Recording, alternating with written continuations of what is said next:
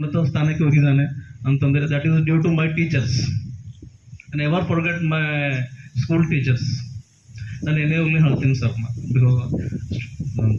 So ಇವತ್ತು ನಾವೆಲ್ಲರೂ ಏನಪ್ಪ ಅಂದ್ರೆ ಎನ್ವೈರನ್ಮೆಂಟಲ್ ಡೇ ಸೆಲೆಬ್ರೇಷನ್ ಮಾಡ್ತಾ ಇದ್ದೀವಿ. Why it is so important to plant the trees. ನಾವು ನೋಡಿದ್ದೇವೆ ಕೋವಿಡ್ ಅಲ್ಲಿ ನಾವೆಲ್ಲರೂ ಎಲ್ಲಿ ಹೋಗಿದ್ದೀವಿ? ಕೋವಿಡ್ ಅಲ್ಲೇ ನಾವೆಲ್ಲರೂ ಆಕ್ಸಿಜನ್ಗಾಗಿ ಹಾಸ್ಪಿಟಲ್ಗೆ ಹೋಗಿದ್ದೀವಿ. ಸೊ ಮರಗಳಿಲ್ಲ ಅಂತಂದರೆ ಆಕ್ಸಿಜನ್ ಸಿಗಲ್ಲ ನಮಗೆ.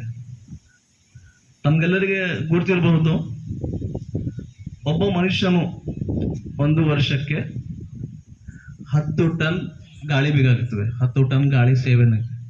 ಆ 10 ಟನ್ ಗಾಳಿ ಸೇವನೆ ಮಾಡಬೇಕಾದರೆ ಕನಿಷ್ಠ ನಮ್ಮ ಮನೆಯಲ್ಲಿ 10 ಗಿಡಗಳು ಇರಬೇಕು. ಅಂದ್ರೆ ಒಬ್ಬ ಮನುಷ್ಯನು 750 kgs ಆಫ್ ಆಕ್ಸಿಜನ್ ಬೇಕಾಗುತ್ತೆ ಮನುಷ್ಯನಿಗೆ.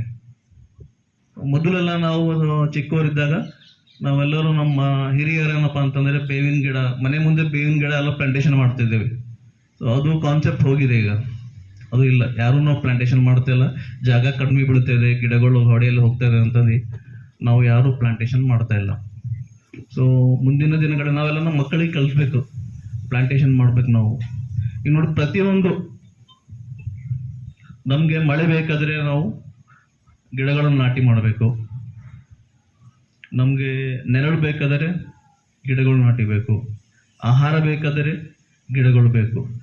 ಮನುಷ್ಯನಿಗೆ ಶ್ವಾಸ ಆಡಬೇಕಾದರೆ ಗಿಡಗಳು ಬೇಕು. ಸೊ ಪ್ರತಿಯೊಂದು ಮನುಷ್ಯನಪ್ಪ ಅಂತಂದರೆ ಗಿಡಗಳ ಮೇಲೆ ಅವಲಂಬವಾಗಿದ್ದಾನೆ.